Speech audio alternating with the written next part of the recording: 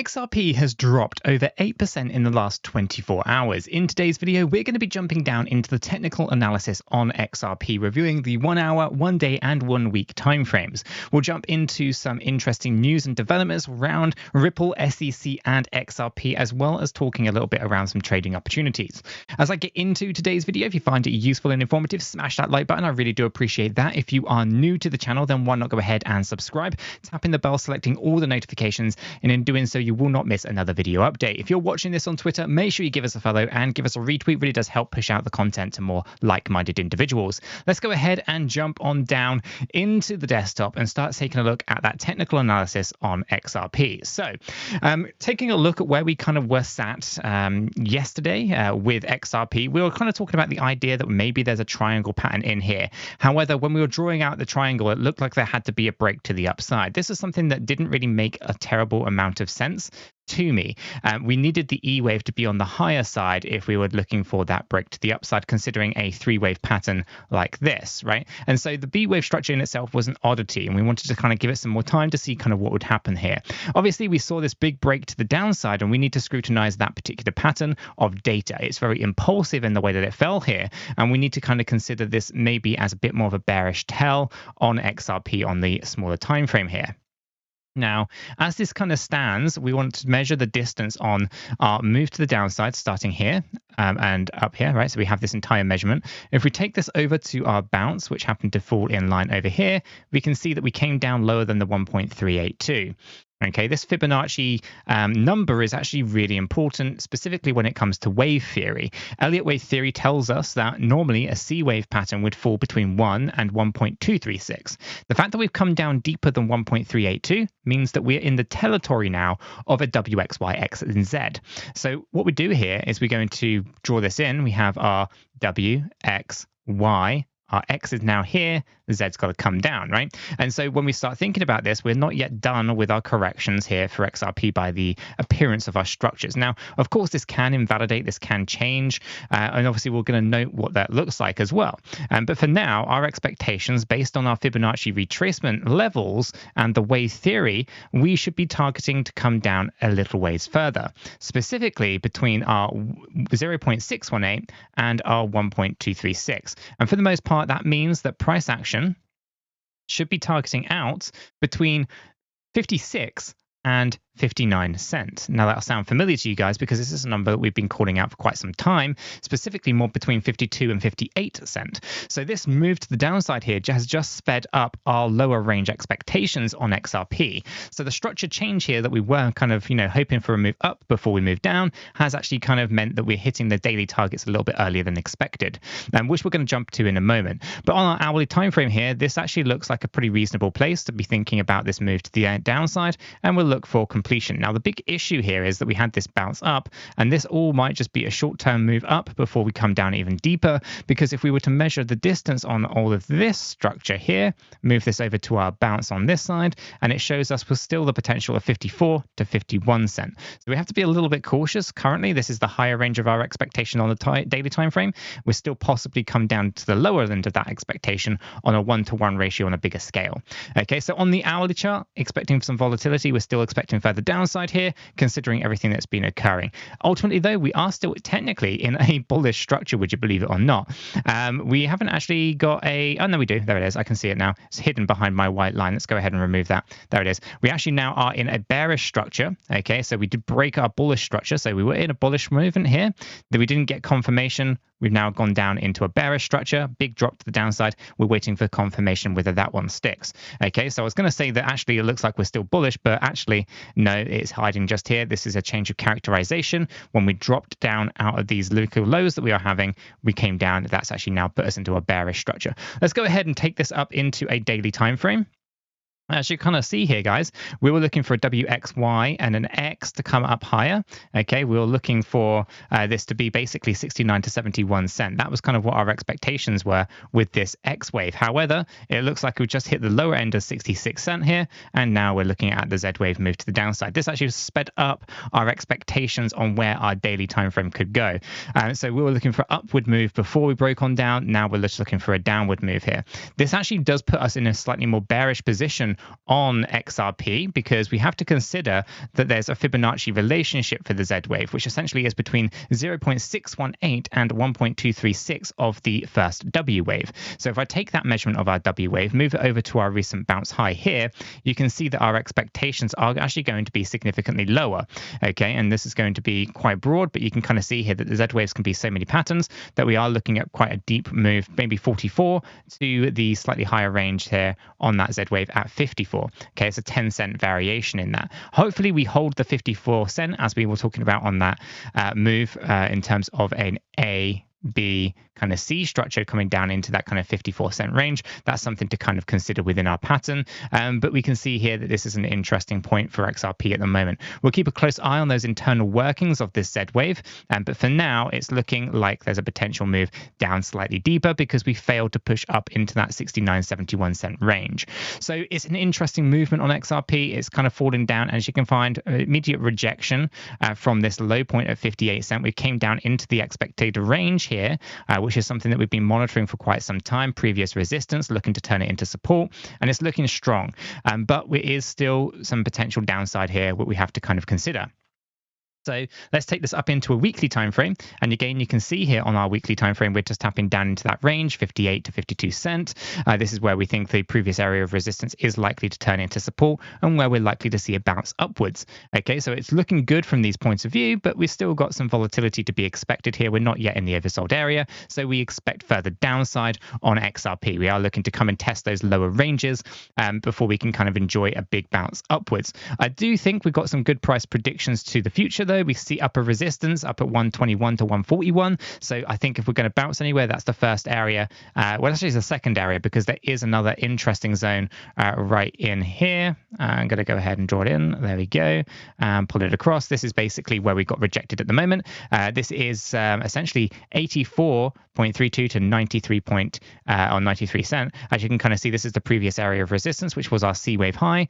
So this is an area of resistance that we're likely to break on through at some point before we go up to the 121 to 141, break that, then we go up into the local high at 196, and then of course all-time highs are around the corner if you kind of get the drift. Ultimately, we are talking about months and months of work. This is not something that's going to happen instantaneously, but we've got some good areas to kind of be focusing in on, and they are key Fibonacci areas as well. As we can see, we've got resistance here in this previous area of price action. It also happens to be the 38.2% fib level.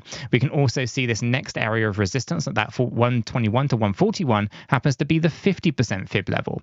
Okay, and so we can see that the local swing high also sits around the 0.618. So we know that there's a lot of areas of resistance for XRP, so it's not going to be smooth sailing necessarily, but some interesting stuff nonetheless. Let's go up and to the world of news and data, right? So here we have our membership website linked in the description down below, membership.𝗕𝗘𝗪𝗏𝗃𝗀𝗏𝗃. We have a 7-day free trial across all the plans. There's many different perks to this. We're going to be talking about one particular perk, which is the data zone for XRP. This is on-chain data for XRP. I don't think you can find this in many places, if any at all, let alone analyzed and delivered by Cheeky Crypto. We are, of course, homes of wallet count data, liquidation data, and various other metrics from an on-chain point of view. We're going to go ahead and jump into the XRP data here. We're actually going to load it up, not Bitcoin, we're going to load up XRP. And what we're going to do is we're going to review what's going on from the on-chain side of things. We've got 3 tabs. We've got the overview, we've got the liquidations, we've got the wallets. From our overview standpoint here, we can see there's 52 billion in circulating supply. We know that we are down 81% from the all-time high, which was 2,049 days ago. We know that there's been 1.18 million transactions in the last 24 hours at a cost of $1,440. To put that into context, if we load up the Ethereum data, we know that we're significantly outperforming Ethereum, not only from a transaction point of view, but also from a fee structure point of view. So there are just over 1 million transactions on Ethereum in the last 24 hours, and it costs $6 million to do that. So if we kind of put that into context, and we kind of think, okay, well, XRP has nearly 1.2 million transactions, and it costs just $1,600, well, we can suddenly see that actually, it's actually $1,400. We can actually suddenly see that XRP is exactly what you need from a layer one. It's a good fit for purpose protocol, and that is basically incredibly scalable at these kind of pricing structures. So for the most part, this is looking very, very nice. Got good transaction volume. We've got basically low fee structures. We've got good market cap, good distribution. It's just good all round. Taking a look at the liquidations, we can see $5.1 million of liquidations on XRP in the last 24 hours. OKX was the largest exchange for liquidations at $1.37 million. 92.57% were long positions that got wiped out, with only 7.43 being short positions that were liquidated. Ultimately, from an exchange point of view, 26.56% of liquidations were with OKX. 𝗕𝗘𝗪𝗔𝗥𝗘 is unusually high at 26.17. Bybit is at 18.83 and Binance is at 18.34. So what do we notice from this? Well, we can notice straight off the bat that 𝗕𝗘𝗪 is really incredibly high for its liquidations, liquidating $1.3 million of XRP positions. This is unusually high for 𝗕𝗘𝗪. So we call into question why that might be. Is there liquidity-based problems? Are they solvent? Are they insolvent? All those kind of rumors that are flying around at the moment. We don't know. But one thing that is unusual here is that 𝗕𝗘𝗪 is higher than Binance and higher than Bybit. That's quite unusual activity. OKX, we've spoken to OKX. There's actually a good explanation as to why they are higher than some of these other platforms. I'm not going to go into the details of that, but essentially it's not a bad thing. I think it's basically OKX are incredibly transparent, showing you true data, and maybe some of these other exchanges are not being as truthful with their API-based data.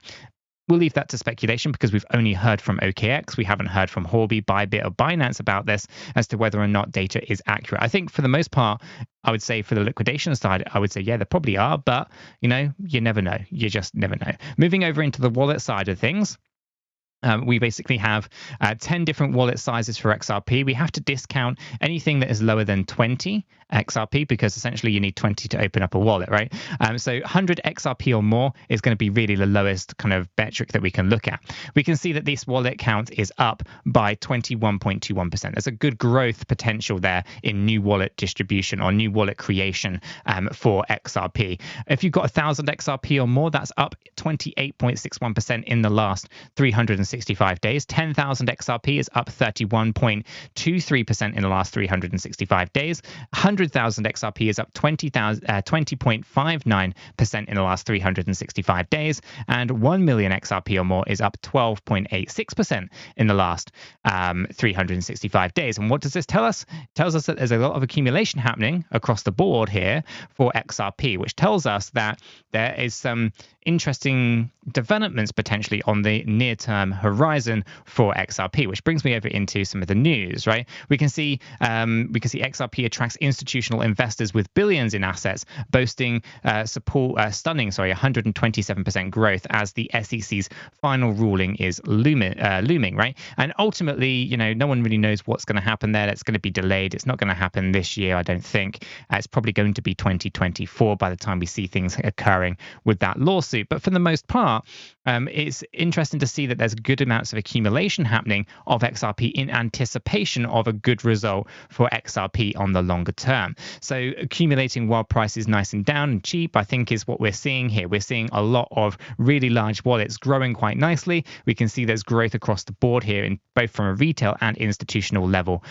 So this is good, positive news for XRP. I think the long-term picture here is that XRP is going to perform incredibly well in that next bullish market.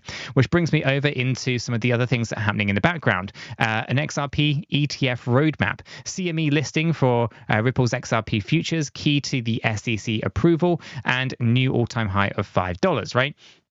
So a Bloomberg analyst, goes by the name of James, talked about the possibility of an XRP exchange-traded fund, an ETF.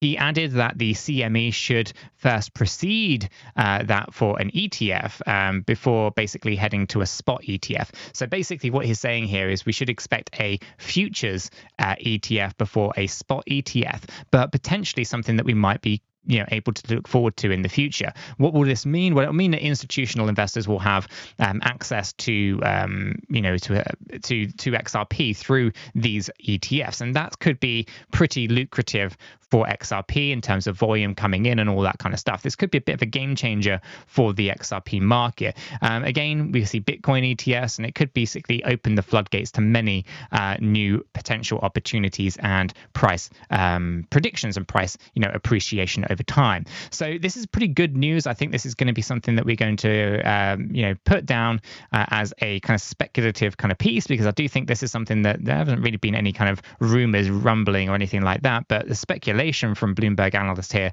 saying that he wouldn't be surprised if essentially an XRP ETF, both futures and spot, are something that we'll look forward to in the future.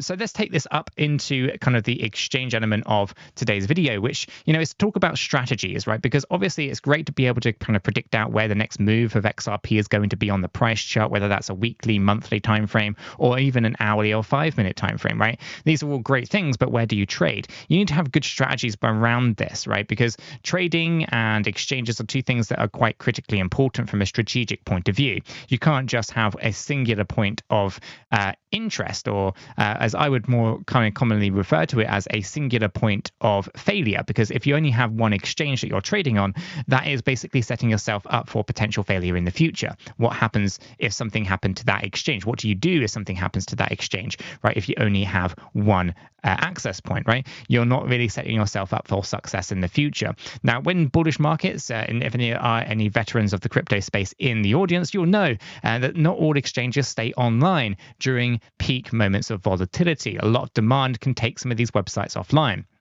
Just not enough bandwidth to deal with millions and millions of people trying to log on all at the same time, right? And so it's important that you kind of diversify your exchanges where possible. Now, BitGet is my go-to platform. I use this for 100% of my leverage trades and 90 to 95% of my spot trades. There's an affiliate link for BitGet down in the description below. You can buy XRP on spot, or also use it leverage for XRP here. Now, if you do use the link in the description below, you're eligible for up to $8,000 in rewards, depending on how much you deposit and trade on the platform. And it's important that you understand the risks associated with trading and all that kind of stuff. You can find more information via that link in the description below. Now, BitGet is my go-to, but it's not my only platform. I have accounts with Binance, Coinbase, KuCoin, Gate.io, Bybit, Crypto.com, just to name a few. And it's important that we register, we KYC if we need to, on as many of these platforms as possible, even if you're not using them right away, because in the future, you might need to have access to them. Whether that's a particular cryptocurrency that you're looking to acquire is not on your favorite exchange, maybe it's on a secondary exchange, you're going to want to kind of make sure that you got things set up.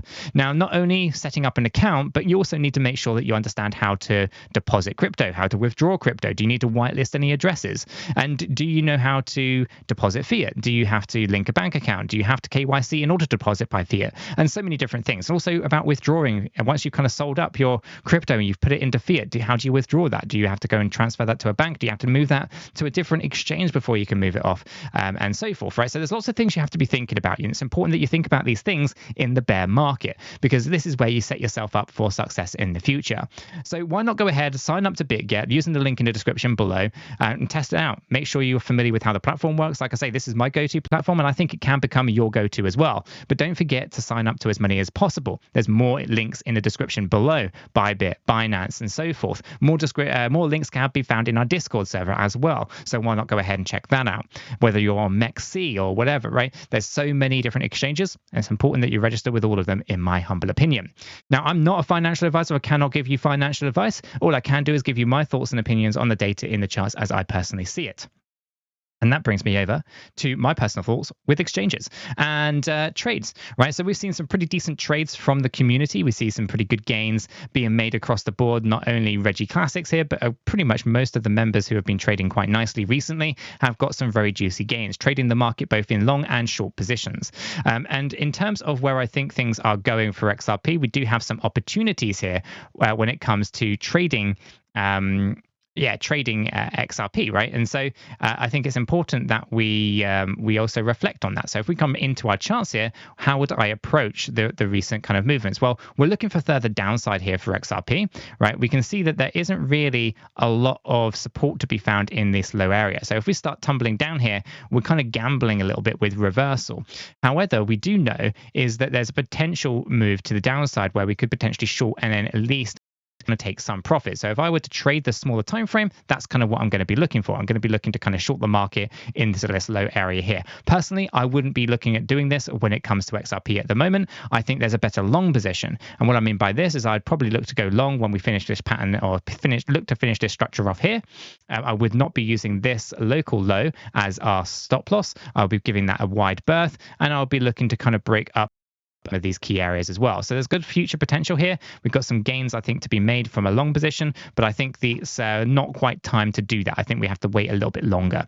And again, we can take a look at these larger timeframes. I think ultimately, if we were to look at this as a good key area of support between 52 and 58 cents, then this is again another area on our daily chart where we might be able to find some good levels of trading opportunities, i.e. put in the stop loss below the 200 EMA and targeting out at least a double top up here, giving us a 299 on the risk reward ratio. So some good trading opportunities I do think are around the corner. So guys, I think that's going to wrap up this video. If you have found it useful and informative, smash that like button. I do appreciate that. If you are new to the channel, then why not go ahead and subscribe, tap the bell, select all the notifications, and in doing so, you will be kept up to date with everything that we do here at Cheeky Crypto. If you haven't yet joined us in Discord, what are you waiting for? Check it out, linked in the description down below. Until the next one though, guys, have a fantastic day.